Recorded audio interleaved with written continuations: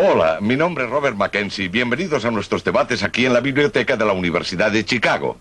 Los invitados han venido para ver y discutir el programa de esta serie de Milton Friedman, Libre para Elegir. En este programa, él analiza el mercado laboral y el papel de los sindicatos laborales. Este juego nos dará puntos de vista contradictorios, más la respuesta a ¿quién protege al trabajador?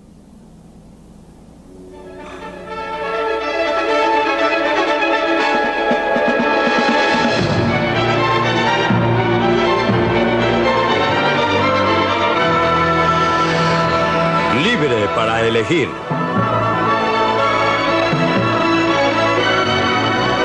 Una opinión personal de...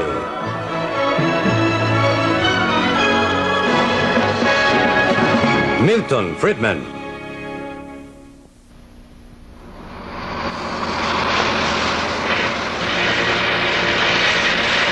¿Quién protege al trabajador?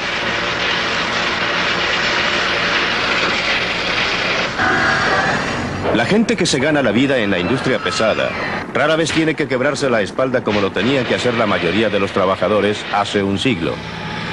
Y sin embargo, ganan mucho más. ¿Qué produjo este mejoramiento? La primera reacción de mucha gente sería probablemente que el enorme progreso de los trabajadores en los últimos 2 siglos se debe a los sindicatos. Pero es obvio, por lo menos para los Estados Unidos, que esto no es cierto. Porque en el siglo XIX, cuando los obreros estaban bastante bien, apenas si existían sindicatos. Incluso ahora, no más de 1 de cada 4 o 5 trabajadores es miembro de algún sindicato. Y los otros no están nada mal, ya que alcanzan el más alto estándar de vida en el mundo. Por supuesto que los sindicatos producen beneficios para sus miembros, pero no son ellos el motor del desarrollo de la sociedad moderna. Más bien son vestigios de una sociedad preindustrial del ayer, del tiempo de las ligas entre artesanos en el medievo, o para volver más atrás aún, del acuerdo entre médicos en Grecia hace 2000 años. De la minúscula isla griega de Kos, la costa de Asia Menor queda a 4 millas en la bruma. Hace 2500 años funcionaban en Kos un hospital y una escuela médica. Trabajaba allí el gran Hipócrates, el fundador de la medicina moderna.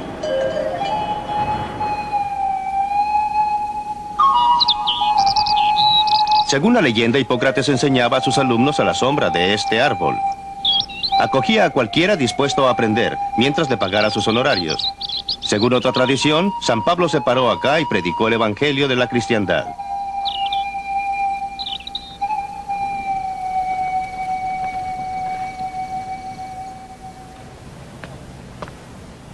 Lo que no es una leyenda es que Hipócrates y sus seguidores encaminaron a la medicina para que llegara a ser una ciencia. Cuando Hipócrates murió a la edad de 104 años, según la leyenda, esta isla estaba llena de cultores de la medicina. Sus estudiantes y discípulos se hacían una competencia despiadada. Unos 20 años después de su muerte, se juntaron todos y establecieron un código de conducta. Lo llamaron el juramento hipocrático, en memoria del que fuera su profesor y maestro. Cada nuevo médico, antes de poder practicar su arte, venía a este lugar, aquí, y frente a estas columnas hacía su juramento. El juramento estaba repleto de finos ideales para proteger al paciente, pero también encerraba una serie de otras cosas. Escuche esto. Voy a transmitir un conocimiento del arte a mis propios hijos, a los de mis maestros y a discípulos ligados por obligación y juramento, según la ley de la medicina, pero a ningún otro. Hoy en día llamaríamos a esto un sindicato único. O escuche esto, que se refiere a los enfermos de la dolorosa enfermedad de cálculos a los riñones o a la vejiga. No voy a operar a personas que sufren de cálculos, sino que dejaré esta operación a los que practican este trabajo. Un acuerdo ideal de repartición del mercado entre médicos y cirujanos. Hipócrates debe darse vuelta en su tumba cuando hacen este juramento los médicos actuales. Él habría enseñado a cualquiera exigiendo solo sus honorarios.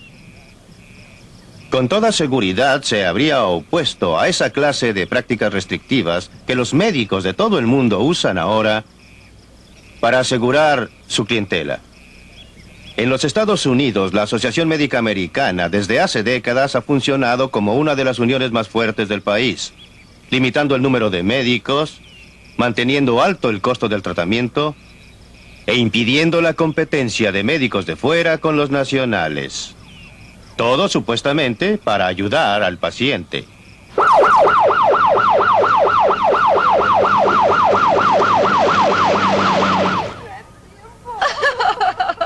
¿Se puede enderezar? ¡Ay, no sé! ¿Siente algo aquí? La tengo sujeta. Cada uno de nosotros puede tener de pronto necesidad de tratamiento médico. Cuando necesitamos tratamiento médico queremos lo mejor, pero ¿quién puede darnos ese tratamiento?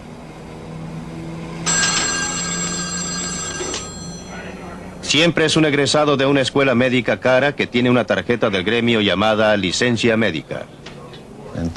O podría ser alguien como este señor, un paramédico profesional trabajando para una empresa privada que ofrece asistencia médica de urgencia. Y ojalá que consigamos con esto un bonito contrato. En los Estados Unidos hay muchas empresas de este tipo que ofrecen tratamientos de urgencia. Este equipo de paramédicos forma parte de un departamento de bomberos en California del Sur. Trabajan bien, pero a menudo los médicos locales se oponen.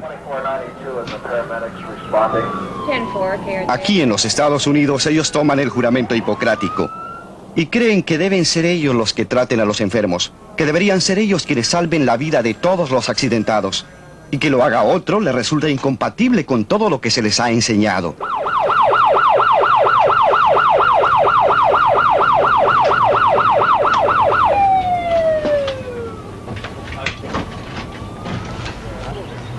Pero los primeros auxilios, ¿por qué tienen que ser un monopolio de los médicos recibidos? ¿No deberían todos aquellos capaces de ofrecer ayuda efectiva poder hacerlo? ¿Alguien lo vio caer? Estaba tendido aquí cuando llegamos. Es seguro que nadie puede mantenerse en este negocio durante mucho tiempo si no demuestra que hace bien su trabajo. Esto lo sabe muy bien Joe Dolphin. Tomamos unas gráficas de estadística de los resultados de los paramédicos en California.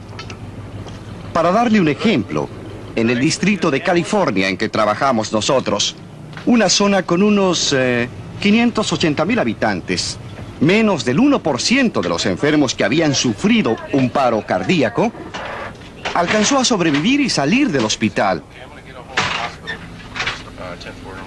Cuando empezamos a funcionar los paramédicos durante los primeros 6 meses, el 23% de los casos de paro cardíaco podían ser resucitados y una vez recuperados, dejaron el hospital para volver a sus trabajos. Creemos que esto resulta bastante llamativo y nos parece que los hechos hablan por sí solos. Sin embargo, comunicar esto a la comunidad médica resulta a veces sumamente difícil. Tienen sus propias ideas. Respiración 12 irregular. Eso es correcto, a mí me lo parece. Bien. ¿Cómo sigue allá abajo? ¿Estamos listos? Sí, 10-4. Clave 2, clave 2, clave 2. Las disputas entre miembros y no miembros de un sindicato no siempre transcurren de manera tan decente como entre la medicina organizada y Joe Dolphin. Un día, en 1978, unos trabajadores seguían en su trabajo cargando carbón sobre el río Ohio, en Indiana del Sur, a pesar de que el sindicato de obreros de la mina se había declarado en huelga. Aquella noche, un grupo de sindicalistas armados invadió el lugar. Y entonces incendiaron una pequeña casa aquí al lado del embarcadero. Luego de prenderle fuego al auto del señor Teagarden aquí, y tiraron otra bomba incendiaria dentro del tráiler. Otros estaban incendiando camiones disparándole a los neumáticos. Yo había vuelto más allá. Podía escuchar los disparos y el aire que escapaba de los neumáticos. Por supuesto, había tanta gente revolviendo y haciendo tanto daño, incendiando cada vez más cosas. Estaban pasando una gran cantidad de cosas al mismo tiempo. Deberíamos haber estado bien armados y haberles disparado a esa gente, haber hecho algo para impedirle toda esta destrucción. Nunca hubiera creído que un agitador pudiese juntar tanta gente irresponsable para invadir la propiedad de alguien y destruir en forma criminal hasta que lo vi.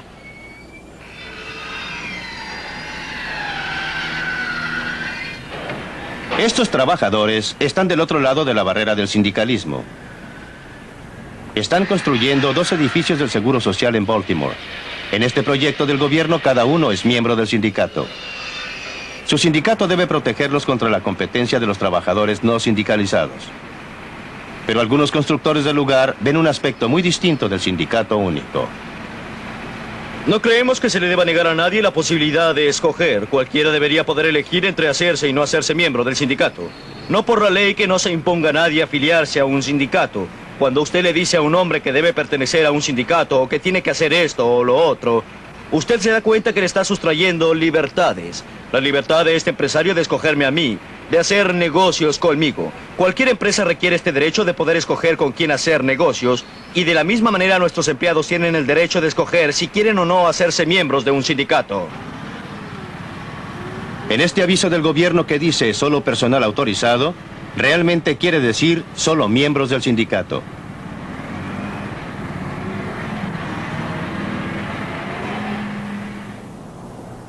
Desde hace tiempo los sindicatos se han dado cuenta que la manera más segura y más eficaz para obtener poder sin violencia es el tener al gobierno federal de su lado. Por eso muchos sindicatos fuertes ubican su sede en las proximidades de la fuente del poder. Los dirigentes de los sindicatos que están ubicados cerca del Capitolio conocen muy bien este lugar. Es la sala asignada a la Comisión de Educación y Trabajo de la Cámara de Representantes. En ella se discute y se formula gran parte de nuestra legislación laboral antes de ser presentada al Congreso. Este tipo de sala la conozco muy bien porque me ha tocado dar a menudo testimonio delante de comisiones del Congreso, y todas las comisiones sesionan en salas como esta. Allá arriba en el estrado es donde toman asiento los miembros del Senado. Por supuesto, detrás de ellos se aglomeran los ayudantes. Como usted sabe, cada uno de los miembros de la Cámara y del Senado tiene como 30 o 40 asistentes. A menudo, en las salas de comisiones, no hay casi nadie fuera de estos ayudantes. Cuando yo comparecía, lo hacía allá, donde presentan su testimonio los testigos. A veces me parecía todo un espectáculo montado solo para los ayudantes, con un miembro de la Cámara o un senador asomándose de vez en cuando para ver de qué se trataba. Esta, por ejemplo, es la sala en que hace poco se llevaron a cabo las audiencias sobre los últimos aumentos del salario mínimo. ¿Quién supone usted que ha venido para ofrecer testimonio en favor del aumento del salario mínimo? ¿Supone acaso que han sido representantes de la gente pobre directamente afectada por el proyecto de ley? Nada de eso. Los principales que vinieron a declarar fueron representantes de la Federación Americana de Trabajadores, la AFL-CIO, la principal y más poderosa organización de sindicatos del país. Difícil que haya un miembro de alguno de estos sindicatos que trabaje por un salario cercano al nivel mínimo. Pese a toda la retórica sobre la ayuda a los pobres, ellos están en favor de un aumento de salario mínimo por motivos diferentes, porque protege a los miembros de su sindicato de la competencia de los que ganan menos y carecen de experiencia.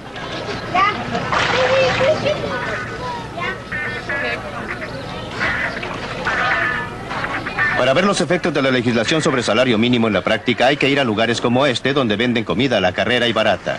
No se necesita mucha pericia para poder empezar a trabajar aquí. Solía ser tradicionalmente un trabajo donde podían ganar experiencia los que no tenían capacitación, y ya no es así debido a la legislación sobre salarios mínimos. Desde el punto de vista del trabajador, en algunos casos se debe beneficiar. Todo esto es para las minorías, trabajadores no especializados y gente joven. Un empresario, y en particular un empresario pequeño, no puede darse el lujo de emplear a salario alto, a salario mayor. Están dispuestos, sin embargo, a tomar aprendices y a ofrecerles entrenamiento. Esto resulta muy difícil ahora bajo la legislación sobre salario mínimo. Aquellos a quienes discrimina un salario mínimo más elevado es a la gente con poca experiencia, lo que incluye un número muy elevado de gente de color. A tal grado que desde hace algún tiempo estoy pensando que el salario mínimo resulta ser una legislación antinegros. No por la intención, sino por los resultados. Si dice esto, pues muchas gracias. Mientras más se le paga, la gente puede vivir mejor, ya sea que se le pague al contado o en especie. Este es el casino para empleados del Departamento de la Vivienda y Urbanización en Washington, D.C. Esta gente come a precios subsidiados. Como todos los funcionarios del gobierno federal, tienen generosos beneficios adicionales. Además, gozan de garantías en un grado increíble. Resulta casi imposible despedir a un funcionario. En enero de 1975, una mecanógrafa de la Agencia para la Protección del Medio Ambiente llegaba tarde al trabajo de manera tan regular que sus superiores pidieron que se le despidiera. Tomó 19 meses librarse de ella, y esa gráfica de más de 7 metros de largo enumera los trámites para satisfacer todos los reglamentos y los acuerdos de la administración y los sindicatos. Este es un típico cuento de terror. Esto es a lo que se llega. Muestra el número de trámites que hay que cumplir. El procedimiento implicaba al supervisor de la mecanógrafa, al subdirector, al director de personal, al administrador de la sucursal de la agencia, a un experto en relaciones laborales, a un segundo consejero en relaciones laborales, a una oficina especial de investigaciones y al director de la oficina de investigaciones. No hace falta agregar que todo esto, que corresponde casi a una guía de teléfonos, fue financiado por el dinero del contribuyente. En vez de tener un sistema idóneo, hay esto. ¿Quién podría inventar un trabajo mejor defendido que este antes que llegara a su fin?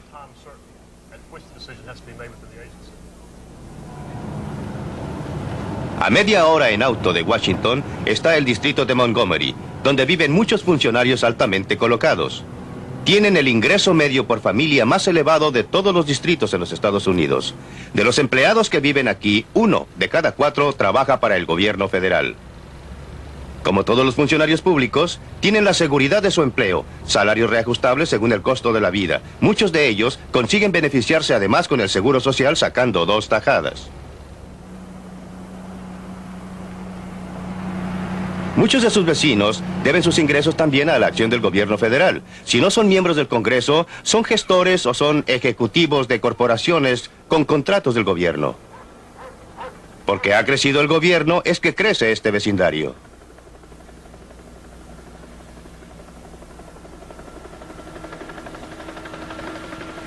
El gobierno protege a sus trabajadores precisamente como los sindicatos protegen a sus miembros, pero ambos lo hacen a costa de otros. No debería ser así.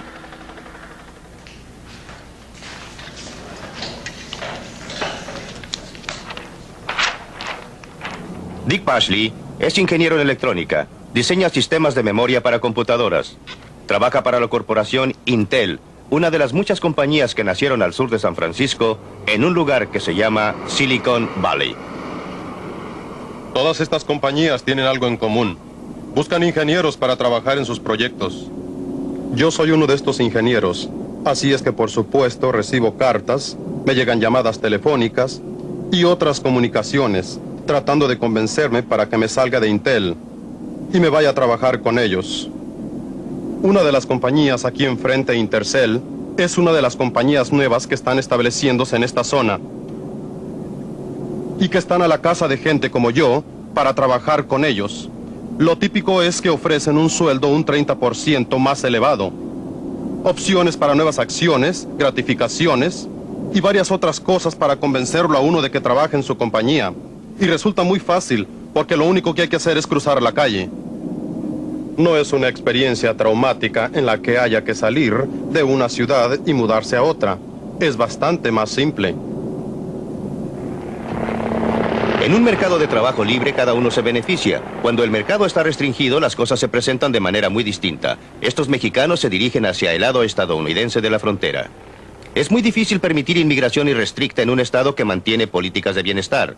Una cosa es cuando llega gente que busca trabajo y que no depende sino de ella misma, como fue el caso de todos los ahora ciudadanos durante la mayor parte en la historia de los Estados Unidos. Otra cosa es cuando el sistema de bienestar les ofrece ayuda bajo cualquier circunstancia a expensas de otros. Mire lo que pasa cuando usted trata de interferir con las fuerzas del mercado. Pues hay varios grupos bastante grandes de extranjeros en las faldas del cerro esperando que llegue la noche. Otros grupos están todavía del lado mexicano de la frontera. Van a pasar luego. Tenemos sensores electrónicos enterrados a lo largo de los senderos más usados que nos alertarán cuando los extranjeros vengan cruzando. Entonces nos apostaremos de acuerdo con la indicación del sensor para tratar de cortarles el paso.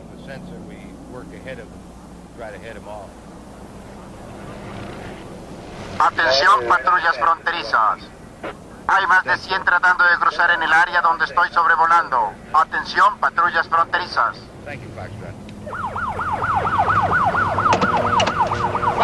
¡Deténganse! ¡Deténganse! ¡Deténganse!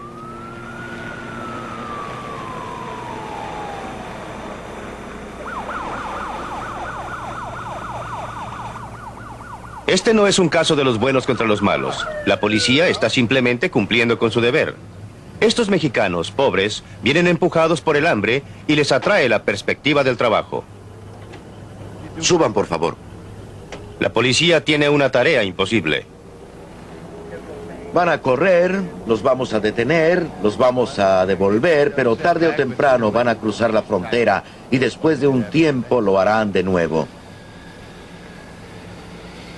En solo un mes, en 1978, se detuvieron a 60,000 inmigrantes ilegales en esa parte de la frontera.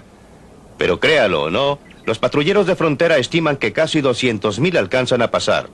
Hasta lugares como este, en California del Norte, donde había trabajo esperándolos.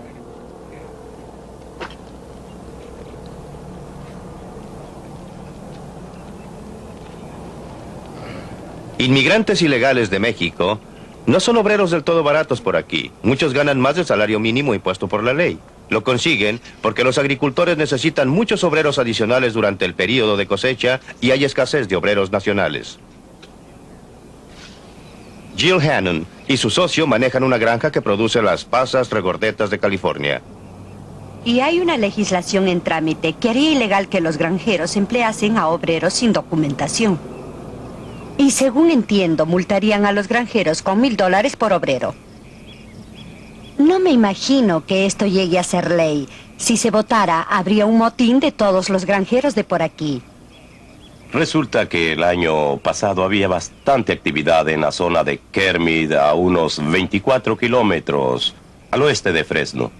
Muchos de los granjeros se unieron y hasta advirtieron a la patrulla fronteriza que se mantuviera a buena distancia. Y me temo que estaban dispuestos a apoyar todo esto con armas. Estaban muy alborotados porque su situación era desesperada. Necesitaban mano de obra. Les era necesaria. Y la patrulla fronteriza se oponía a dejarlos pasar. La violencia por parte de los empleadores para asegurar la disponibilidad de mano de obra no es más justificable que la violencia por parte de los sindicatos para asegurar trabajo a sus miembros.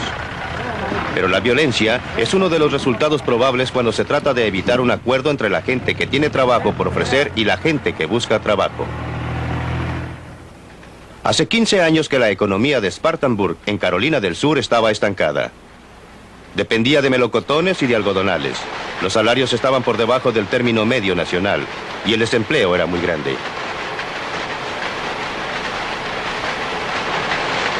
Entonces, dramáticamente, el cuadro cambió.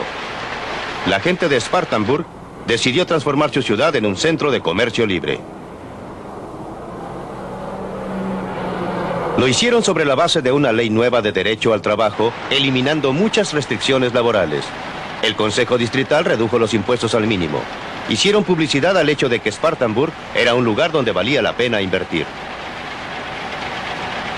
En Spartanburg, los resultados han sido revolucionarios y vinieron empresarios desde Alemania, Suiza y de todas partes del mundo para construir fábricas y establecer plantas. Los trabajadores de Spartanburg se beneficiaron sin duda con las industrias nuevas. Los primeros en darse cuenta han sido quienes poseían y quienes operaban las industrias tradicionales. En términos de negocio ha sido un problema. Quiero decir que debemos estar muy atentos. Tenemos que estar seguros de que ofrecemos un buen lugar de trabajo y de que estamos ofreciendo buenos trabajos y todo lo que usted quiera. y que nos movemos en la forma más competitiva posible. Creo que desde el punto de vista de los trabajadores, no hay duda de que esto les ha ofrecido más oportunidades. Un mercado para los que rinden su trabajo y sus conocimientos profesionales. De repente, en un mercado libre, son los obreros que antes no encontraban trabajo los que ahora no se encuentran sino a duras penas. Ventajas para todo el mundo, obreros y empleadores, y la ciudad prosperó.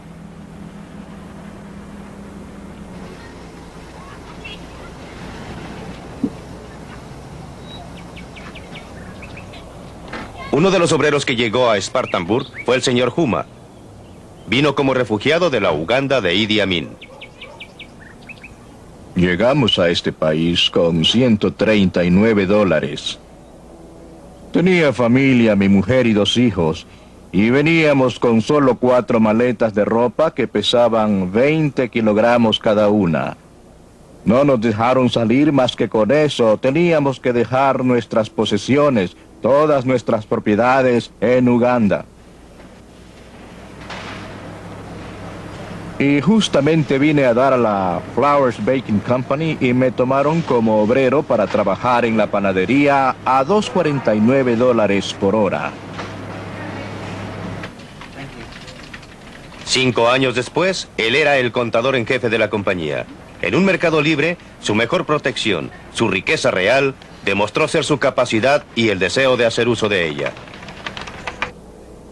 Los Estados Unidos tienen mucho que ofrecerme. Es un gran país. Llegué a este país sin dinero. Ahora tengo una casa, 3 autos, mi mujer tiene un buen trabajo, yo tengo un buen trabajo. Los hijos están estudiando y todo se ha ido arreglando muy bien. Creo que esto se debe a la oportunidad. Quiero decir que para el que quiera trabajar en este país hay muchas oportunidades.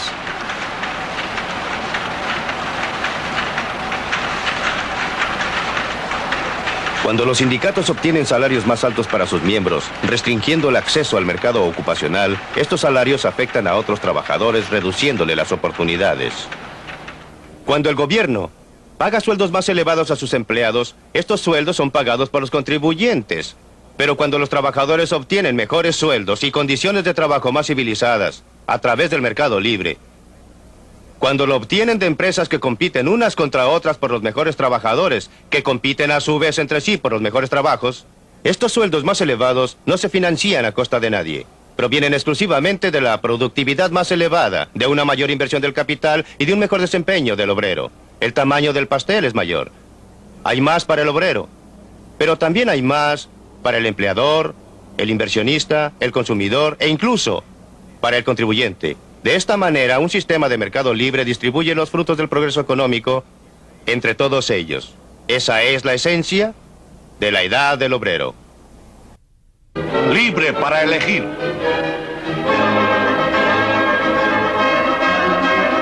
Ya empezó la discusión aquí en la Universidad de Chicago. Participemos en ella. Pues nosotros hemos estado intentando un sistema de mercado libre sin sindicatos. Lo probamos en los años 20 y hasta en los años 30 y llevó al mundo al mayor desastre económico de los tiempos modernos, pero no creo que estemos hablando aquí del mercado libre en sí o de sindicatos en sí. Estamos hablando de mercado libre con o sin sindicatos obreros. Y un sistema de mercado libre sin sindicatos es un desastre. Oigamos las opiniones de otros miembros del grupo sobre esto. ¿Es el sistema de mercado libre como propone Milton Friedman y no los sindicatos obreros lo que mejor protege o mejor sirve a los intereses del trabajador, señor Walter Williams? Bueno, me parece claro que los sindicatos obreros sirvan a los mejores intereses de los trabajadores agremiados, a expensas de los trabajadores que han sido excluidos de los sindicatos. Ernest Green. No hay sociedades democráticas sin sindicatos obreros. Y creo que para cualquier país democrático es esencial el derecho al trabajo, el derecho de organizarse, y creo imprescindibles, si queremos mantener un país democrático, estas libertades. El derecho del obrero a organizarse es un objetivo básico que todos tenemos que mantener. Brady. Si estos derechos son tan vitales, ¿por qué hay tantos miembros que están dejando los sindicatos? ¿Por qué están perdiendo tantos inscritos? ¿Por qué los sindicatos están perdiendo tantas elecciones de descalificación? ¿Por qué el número de miembros de los sindicatos bajó tan vertiginosamente del 23% de la fuerza laboral a donde está ahora, menos del 18%. Todo depende de qué datos toma usted, pero los obreros no dejan los sindicatos por oleadas. Los sindicatos no disminuyen vertiginosamente. El mío, la Unión de Trabajadores del Acero, los sindicatos principales y muchos sindicatos chicos están muy activos en trabajos de organización y están creciendo. La composición del trabajo en la sociedad está cambiando. Tenemos algunos empleadores, como lo vimos en la película, que lo que quieren hacer es precipitarse hacia el sur y tratar de ubicarse en un ambiente antisindical e invertir su dinero en la prosperidad del sur en vez de la del norte. Donde se invierte dinero es donde va a haber prosperidad. Y también hemos visto a un grupo de funcionarios del gobierno y empleados de servicio donde veíamos empleadores en esta película que se quejaban del salario mínimo de $2.90 No la sé hora. si al invertir usted dinero en cualquier negocio deba salir ganando. No creo que pueda dar esto por supuesto, o sea que me parece que está manejando una premisa que no es correcta. La pregunta de fondo que estamos discutiendo es, ¿quién protege al trabajador? ¿Es el sindicato obrero o el mercado libre lo que mejor sirve sus intereses? Bueno, por la evidencia que yo tengo de varios proyectos de investigación en los que yo he trabajado, creo que a menudo los sindicatos protegen a sus miembros a expensas de gente en situación desventajosa. Y es una cuestión muy interesante, esa de que los sindicatos en todos los tiempos han estado discriminando contra toda clase de gente y en favor de una clase particular de trabajadores. No es verdad, Walter. Hemos no es visto verdad. a sindicatos declararse en huelga, matar a algunos, dejar inválidos a otros porque querían incorporarse. Y en los términos de la observación del señor Green, él dice que una sociedad libre y democrática necesita sindicatos laborales. Sí, esto es verdad. Necesitamos el derecho de la asociación voluntaria. La gente tiene el derecho de formar asociaciones, pero no debe ser una exigencia que usted tenga que ser miembro de un sindicato para poder conseguir un contrato de trabajo. No podríamos tener algo más de realismo en esto, Walter. Hablar de los sindicatos en todos los tiempos no tiene sentido para describir dónde nos encontramos ahora en este siglo y en la hora actual. Este asunto de tratar de relacionar el origen de los sindicatos con la profesión médica y los juramentos hipocráticos o hipocríticos, según lo vea uno, volver al pasado de Grecia no es muy pertinente para nuestra realidad. Sí, lo es. La violencia, escúcheme un minuto, yo estaba esperando con paciencia. La violencia está asociada con, pues no con santa paciencia, pero sí esperé. La violencia está asociada con el movimiento laboral y lo demás ha sido mínimo y ha sido una reacción de este siglo, y no durante todos los tiempos. Una reacción de este siglo contra la violencia infligida a obreros por corporaciones y grupos económicos poderosos cuando no había una organización laboral que los protegiera, ni había manera de defenderse contra ese afán de ganar y tener poder. Ahora me dirijo a Milton porque se ha dado cuenta cómo va la discusión. Así es. Lo que Lynn Williams está diciendo son puras tonterías. No hay otra, no hay dos maneras para eso. Las condiciones del obrero habían mejorado mucho en este país antes de que los sindicatos de obreros adquirieran importancia. No me van a contar que los millones de personas, mis padres, sus padres y los padres de muchas personas en derredor nuestro, llegaron a este país desde Europa para ser explotados o que llegaron para ser sometidos a la violencia. Por supuesto que habían incidentes y violencia. Disculpe, pero no estoy de acuerdo con usted. Creo que la mayoría de los negros no llegaron a este país por voluntad propia, sino que ellos fueron embarcados. Y todo en relación con... Déjele terminar y después volvemos Los con negros usted. son una excepción, estoy plenamente de millones de acuerdo con excepciones, usted, ¿no? pero constituyen una excepción muy importante. Pero también hay millones y millones. La gente que representa al señor Williams en su mayoría no son negros. Vienen principalmente de los países eslavos de Europa Oriental. Si ve quiénes son los miembros del sindicato Es del que acero. si volvemos atrás, es claro que había violencia. Siempre ha habido violencia. No tiene excusa. No estoy disculpando la violencia de parte de nadie. Pero estoy de acuerdo con el señor Green y con Walter Williams en que la gente debería tener la libertad para organizarse. Lo que me parece inaceptable es que el gobierno concediera a los sindicatos privilegios especiales que jamás han tenido otros grupos. Cuando los sindicatos recurrieron a la violencia en conflictos industriales, no han estado sujetos a iguales sanciones que la gente común y corriente. Cuando los automóviles han sido volcados en un conflicto laboral, ¿cuántas veces se han impuesto las penas carcelarias? El doctor Friedman y Walter Williams vuelven atrás en la historia y miran la situación cuando los Estados Unidos era un país vacío, cuando no teníamos nada parecido a la compleja economía industrial que tenemos hoy en día, cuando teníamos una economía mucho más agrícola y rural. Y por supuesto, cuando Cuando los pobres campesinos de Europa, mis antepasados y la mayoría de nuestros antepasados, y no hablo de los eslavos, que es una situación distinta, pero cuando esa gente salió de Europa y llegó a un continente amplio y abierto, con el suelo más fértil que se podía encontrar en el mundo, por supuesto que entonces había progreso y sería demencial negarlo. Pero cuando esto se desarrolló, cuando aumentó la población y cuando nos transformamos en una economía industrial mucho más sofisticada, llegamos a la situación de los años 30. Y antes aún, hacia fines del siglo, con el aumento de la especialización, el movimiento laboral no surgió por casualidad. No nació sin que hiciera falta. Los resultados de tanto avance, a pesar de toda la riqueza que tienen los Estados Unidos, los resultados de este desarrollo era que mucha gente trabajadora no obtenía nada digno de la parte que en este progreso debía corresponderle por las leyes, o por la civilización, o por lo que fuera. Según usted, en un mercado libre de trabajo, todos se benefician. ¿Quiere decir que estaría a favor de la eliminación de toda restricción a la inmigración? La situación de las restricciones de inmigración está ligada al sistema del bienestar como política del gobierno. Como digo en la película, yo estaría en favor de la inmigración totalmente libre en una sociedad que no tenga un sistema público de bienestar. Con un sistema de bienestar como el nuestro, usted se encontrará con gente que inmigra para tener acceso al bienestar público y no para obtener empleo. Usted sabe, y es muy interesante, puede preguntarle a cualquiera. Antes de 1914, los Estados Unidos no tenía restricciones de inmigración. Estoy exagerando un poco, ya que había algunas restricciones para los orientales, pero en general la inmigración era libre. Si le preguntamos a alguien, a cualquier historiador o economista norteamericano, si esto fue bueno, todos dirán que sí, que fue extraordinario cuando teníamos libre inmigración. Si le preguntamos a alguien hoy día si deberíamos tener libre inmigración, todos o casi todos contestarán que no. ¿Cuál es la diferencia? Creo que solo hay una diferencia. Cuando teníamos libre inmigración, los inmigrantes venían a trabajar y se beneficiaba a todo el mundo. La gente que ya estaba aquí se beneficiaba porque conseguían trabajadores adicionales, trabajadores que podían trabajar con ellos, mejorar su productividad y les permitía desarrollar, aprovechar mejor los recursos del país. En cambio, hoy día, en que existe un sistema que implica una garantía gubernamental de ayuda en caso de necesidad, está confrontándose con un problema muy real. Sí, eso es verdad. Por eso, hoy en día, bajo las circunstancias actuales, usted no puede, desgraciadamente, tener libre inmigración. No porque la libre inmigración tuviera algo de malo en sí, sino porque tenemos otras políticas que hacen imposible dejar libre la inmigración. Bueno, me gustaría tener otras opiniones. ¿Hay posibilidad de abrir la puerta al mercado laboral internacional, Bill Brady? Yo diría que sí, si los otros abriesen la puerta para nosotros. Creo que no solo la puerta del mercado laboral, sino la puerta para todos los mercados debía estar abierta. Es decir, los mercados de productos.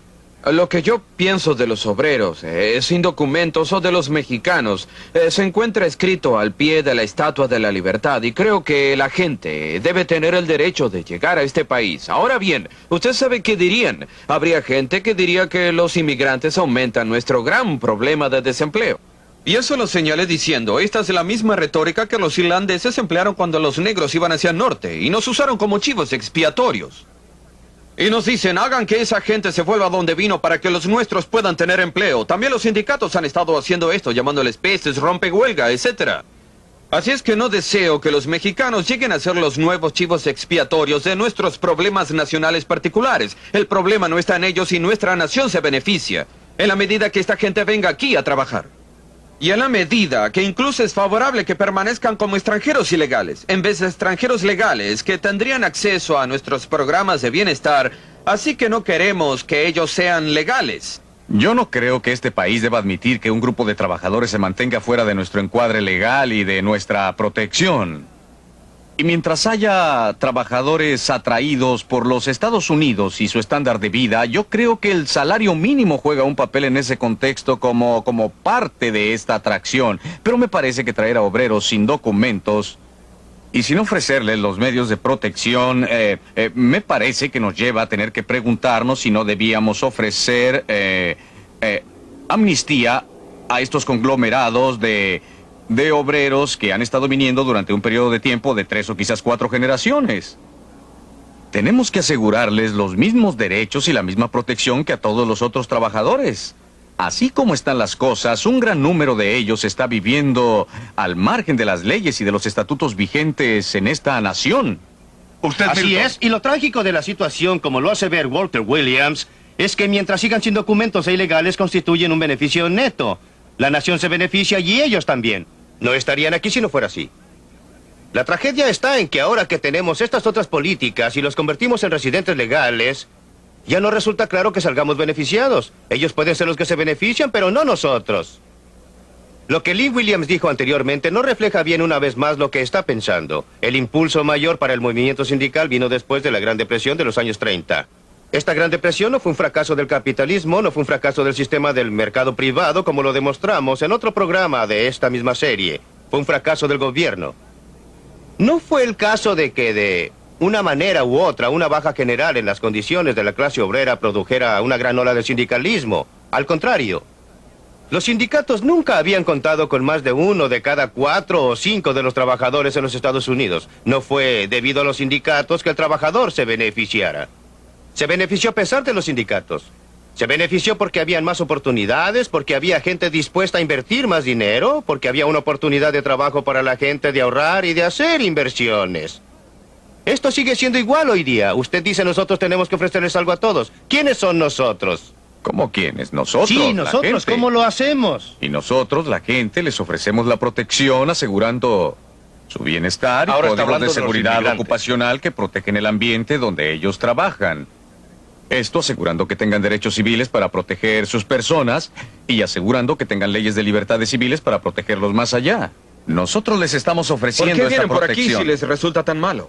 Ellos no tienen por qué hacerlo. ¿Por qué no nos da una imagen de por qué esa gente viene aquí? No los traemos ordenados. Esta es una de las naciones más ricas en el mundo. Y entonces, ¿por qué no habla de protegerlos? ¿Por qué dejó Little Rock en Arkansas para irse a Filadelfia? Contésteme. ¿Por qué no tiene la amabilidad de dejar que termine? En primer término, déjeme decirle lo siguiente. Hay unas cuantas cosas básicas que debemos saber. Para decir 5 cosas más y no nos podemos demorar toda la tarde. Los sindicatos y los salarios mínimos no pueden mejorar las condiciones de los trabajadores en este país. Lo logramos día a día. Estamos mejorando las condiciones de la gente trabajadora. Que puede resolver los problemas de Bangladesh, lo puede transformar en países ricos pidiéndoles que se organicen en sindicatos como nosotros. No dije eso, no dije nada ni remotamente parecido. Está usted equivocado completamente. Vuelvo a mi pregunta inicial. ¿Por qué tanta gente está abandonando los sindicatos? No se salen muchos de los sindicatos. Pero sí, le di las estadísticas. Si usted piensa que yo, ¿qué porcentaje son los que obtiene? Yo vivo dentro del movimiento laboral. ¿Tiene usted por otro porcentaje? De él? Vivo dentro del medio sindical y sé algo de sindicalismo. Por supuesto que me pagan y no me parece objetable. No, a mí tampoco. Por lo menos hace unos minutos conseguimos que hablara del movimiento laboral del siglo actual. Y estoy de acuerdo con la observación que hizo. Estoy de acuerdo con la observación que hizo sobre el desarrollo del sindicalismo industrial y que el movimiento sindical se produjo en los sucios años 30 y la depresión y que esencialmente ha sido un movimiento de la industria. Pero me pregunto si, cuando escucho su comentario sobre los sindicatos y las prácticas restrictivas y la restricción del acceso a la industria y todo esto, sinceramente, sin querer faltarle al respeto, pero sinceramente yo me pregunto... No se preocupe por faltarme al respeto, ya me acostumbré. Me pregunto sinceramente si entiende cómo opera el movimiento sindical en la industria, la parte más reciente del movimiento sindical, cómo opera en realidad. Nosotros no decimos a nadie a quién debe emplear.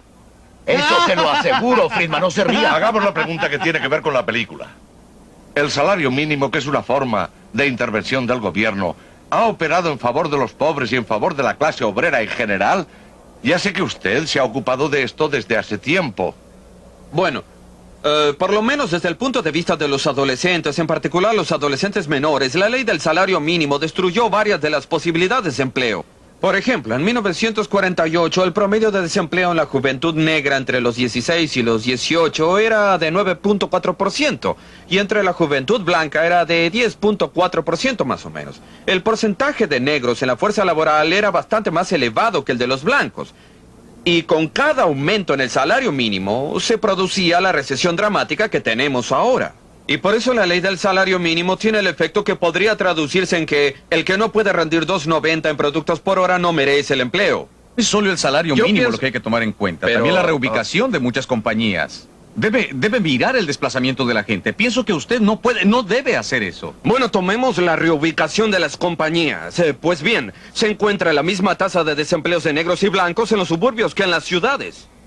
Quiero decir que lo que se trata es Aún acerca si de los salarios. tomamos un elemento. Usted está tomando un elemento. Bueno, mire usted, yo estoy de acuerdo ahora, con los Lili, logros de la después ley Ernest sobre Lili, la adelante. educación. Se presenta una diferencia Lili, en la después tasa de Ernest Lili. desempleo de los negros y Yo la de los propongo blancos. Y Voy eso a es muy golpear la mesa. importante. Vamos, Lin.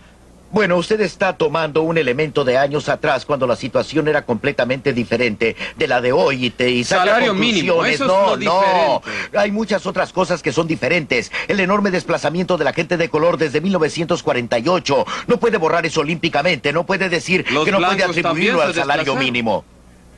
Eso usted lo sabe muy Espere, bien. quisiera que se aclarara ese punto. ¿Ha servido el salario mínimo a los intereses de la clase trabajadora de este país? Creo que no hay duda de que la gente trabajadora de este país estaría en bastantes peores condiciones que hoy en día. La juventud de este país estaría peor de lo que está si no tuviéramos el salario mínimo. Bien, ahora Bill Brady, ¿usted qué opina? No, yo por ¿Los salarios mínimos es buena idea o no? ¿Para usted qué es industrial? No, es una mala idea. Es evidente que es una de las peores cosas que podamos hacerle a nuestra juventud.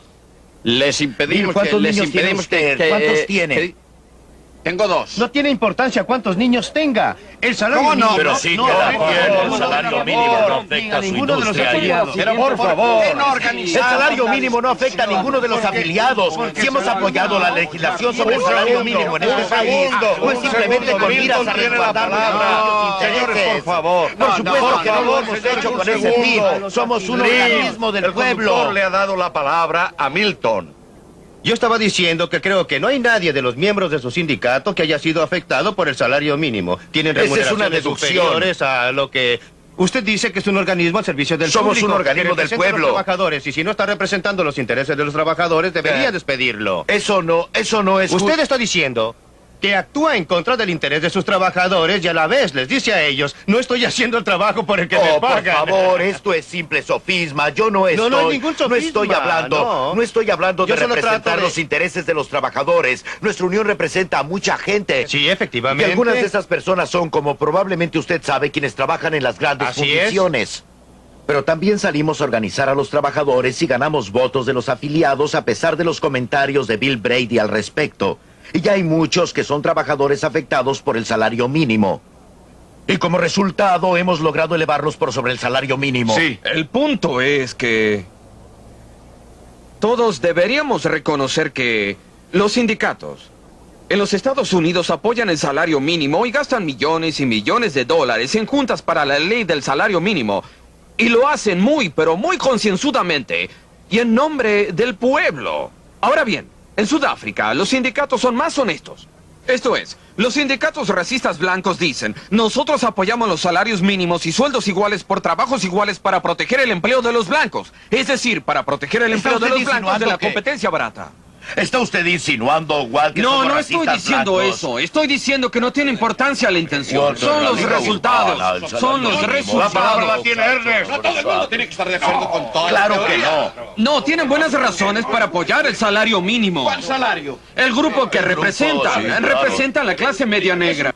No representan a los negros pobres de la La calle. NAACP quizá tenga Y le tantos pertenece socios a como ella, usted, la sí le pertenecen FLCIO, a soy ella. el dueño. orden. La FLCIO es la dueña. Orden, Este es orden. el punto de vista No, conservador. Orden, voy a darle la palabra a Milton ahora. Claro que ¿Está sí, usted hombre. diciendo entonces que apoya la derogación de la legislación sobre salario mínimo?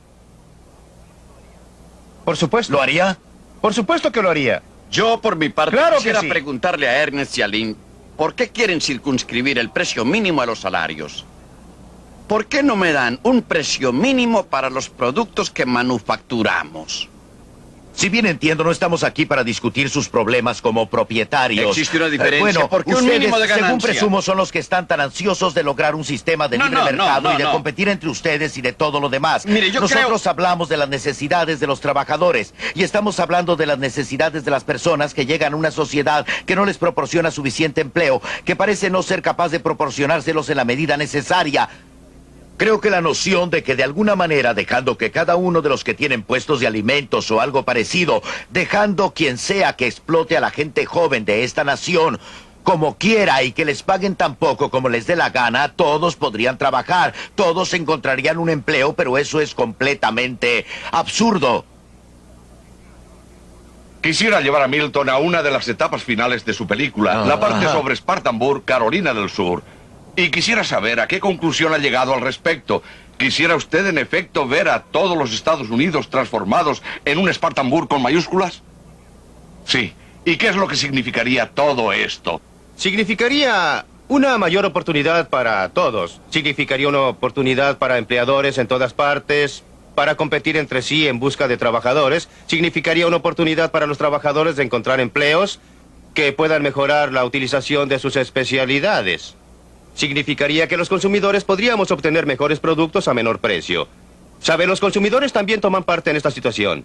Deberían pensar de una manera u otra. Uno de los misterios para mí es que si el salario mínimo de $2.90 ayuda a la gente, ¿por qué no le ayudaría mejor un salario de $6? Porque esta gente no pide un salario mínimo de $200 y todo lo que hubiera que hacer para construir una nación serían $200 la hora. Milton.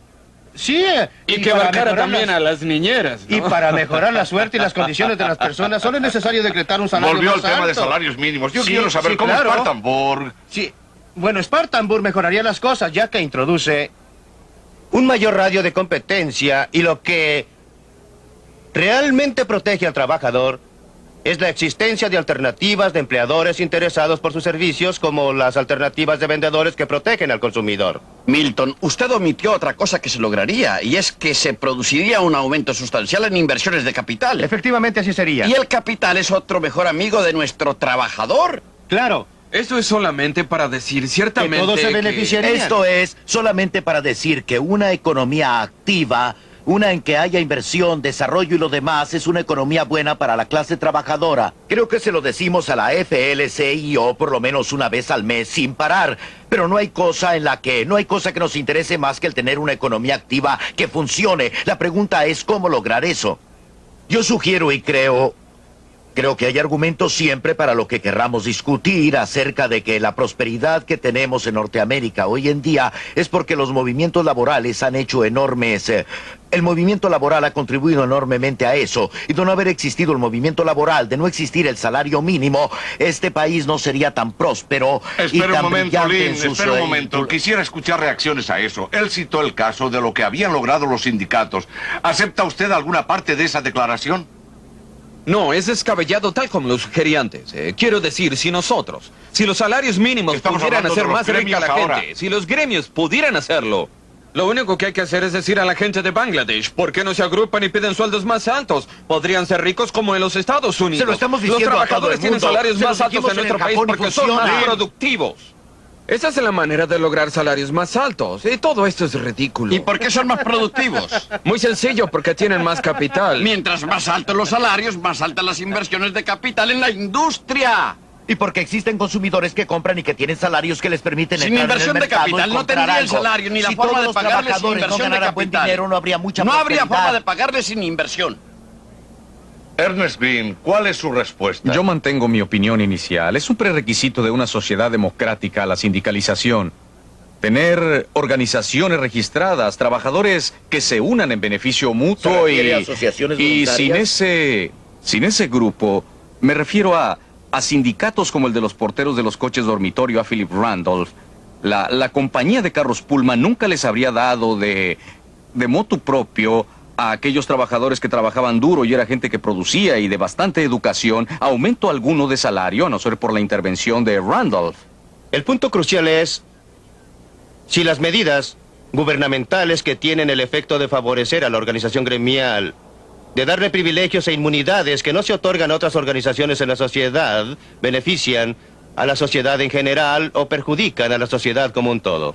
Lo que intenté proponer en esta película fue que la fuente de prosperidad de esta nación fue la libertad de empresa, la libertad de empleador para contratar, la de los trabajadores de trabajar para quienes prefieran, y en la medida en que los sindicatos cumplen su papel de proteger al trabajador a expensas de otros y han retrasado la prosperidad de esta nación. Creo que la opinión contraria de Lynn Williams no es aceptable ni atendiendo la evidencia empírica ni otra que tuviera.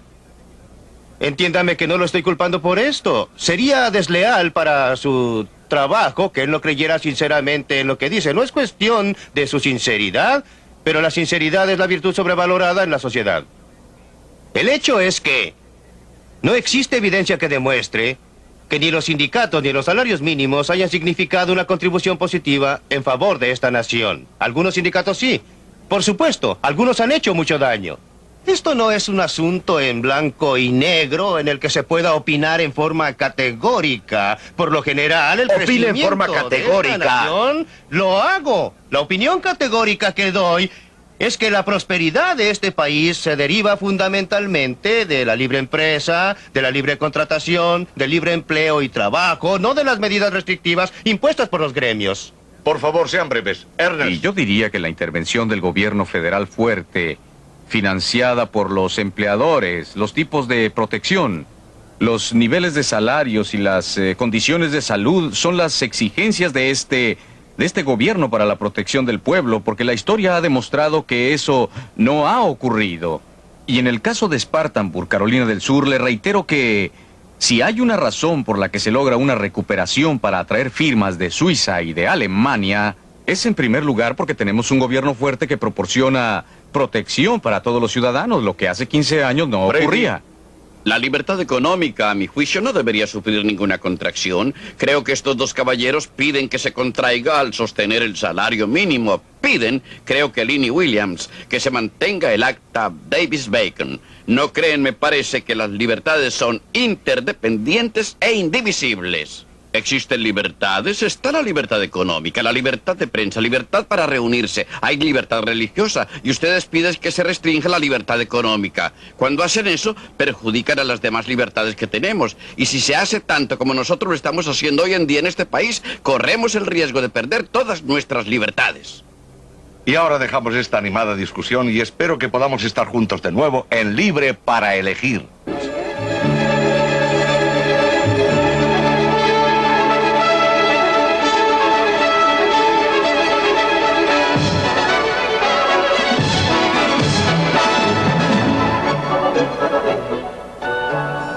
En el próximo programa, Milton Friedman enfocará uno de los más angustiosos problemas de hoy, el problema de la inflación.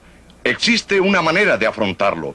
Si es su deseo conocerla, no se pierda Libre para Elegir la próxima semana.